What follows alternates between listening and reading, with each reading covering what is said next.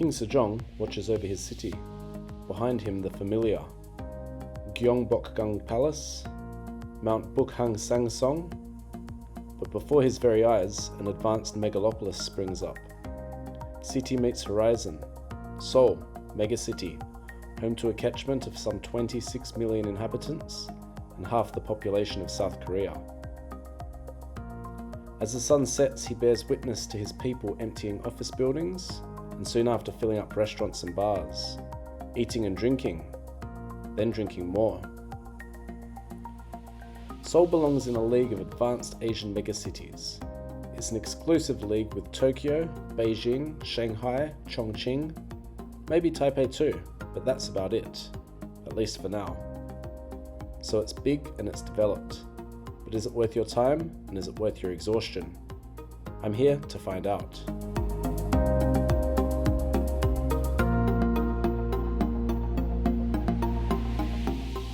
Seoul is dominated by traffic. However, this is balanced with the needs of the pedestrian.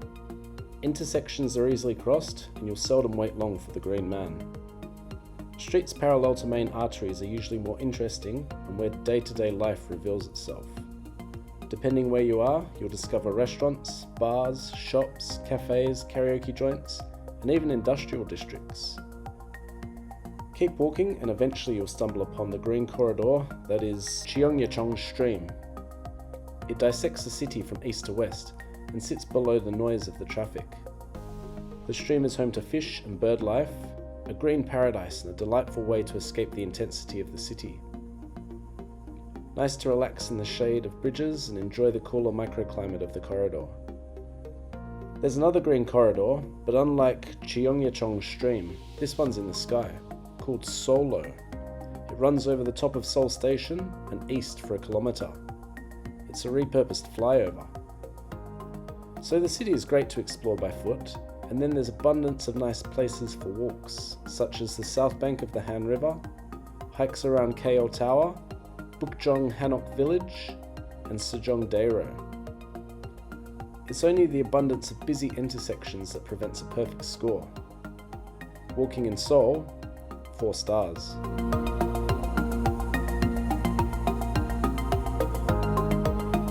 Let's begin below ground. The subway network is highly developed.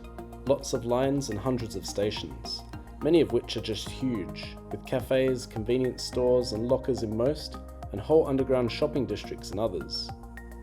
Seoul Station connects metro lines to KTX bullet trains, which gives you access to the whole country. Just be wary about the train to Busan. The metro is incredible and the buses are just as good, with dedicated bus lanes. Stations are often located in the middle of the road, and the sheer volume of buses in the system is hugely impressive.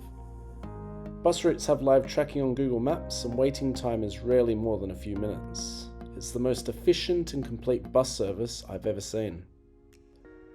T-Money cards are sign-on, sign-off, super cheap and super easy.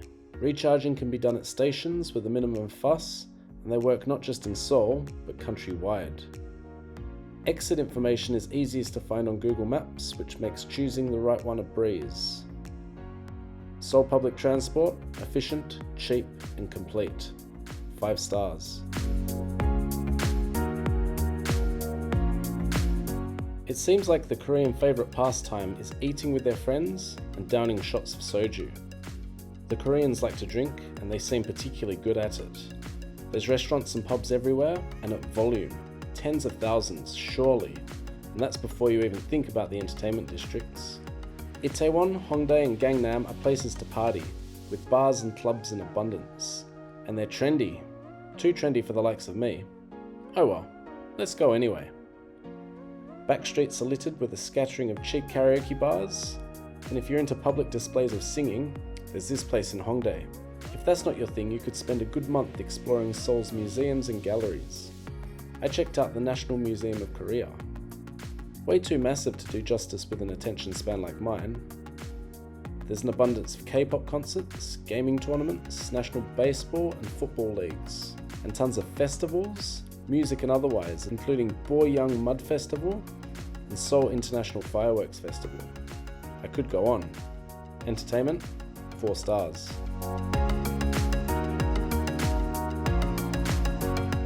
As expected, Seoul covers plenty of bases for leisure. There's gyms, yoga, Pilates, and all the trappings of the Western world. But they can be pricey. Gym drop-in sessions go for around 20,000 won. You'll have to leave the heart of the city for decent futsal, basketball, and bouldering offerings. There's plenty of decent spots for running and cycling, and the topography can ramp up the challenge. This is all weather dependent naturally, and in the winter, well, go ice skating or something.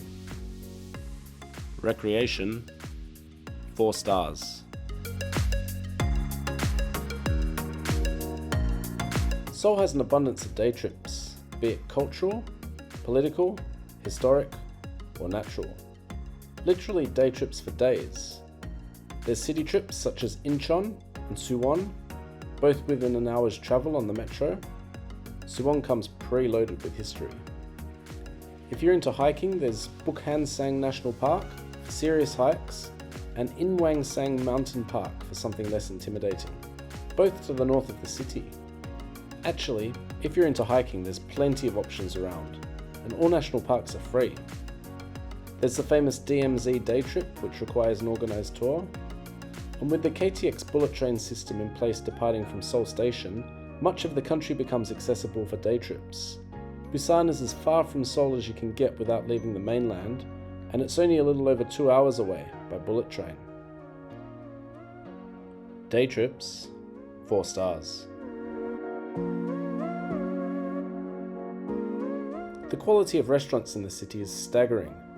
Many restaurants serve similar Korean staples like stews, bibimbap, and japchae. Then there's dakgalbi restaurants for spicy chicken and octopus, often with melted cheese on a cast iron plate. Next are barbecue joints, which are ubiquitous and in abundance. And of course, chimek, chicken and beer.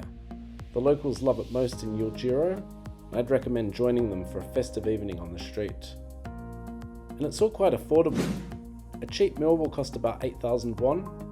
Barbecue starts from about 12,000 per person, but often requires a minimum of 2. Meals are adorned with panchan and come complimentary. For a city like Seoul, you can't fault its value. In markets you'll find tteokbokki, mandu, hand-cut noodles, mung bean pancake, and more quirky stuff like raw crab. And I haven't even mentioned gimbap, sundae, and bingsu. Damn, what a food culture. International cuisine is in greatest abundance in Itaewon. But who cares, right? Korean food is just too good. But watch out for bugs in your soup.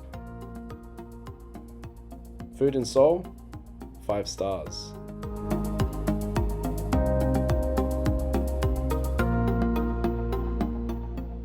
The only city with which I can draw parallels to Seoul is Tokyo. Both feel like 10 cities built on top of one another, with amazing public transport interconnecting them. So to discuss value, it's only fair to compare it to the Tokyo experience. And value is where the cities diverge. In comparison, Seoul is cheap. Mid-range accommodation can be found for about 45,000 won, and dorm beds and capsules costing about half that. A good hearty meal with endless panchan costs about 8,000 won. And the metro is 1,250 won for a standard ride. A local beer from a convenience store comes in at about 2,100 won. So of course your Bangkoks and Jakartas come cheaper, but when comparing like for like, so advanced Asian megacities, Seoul seems like excellent value for money. 4 stars.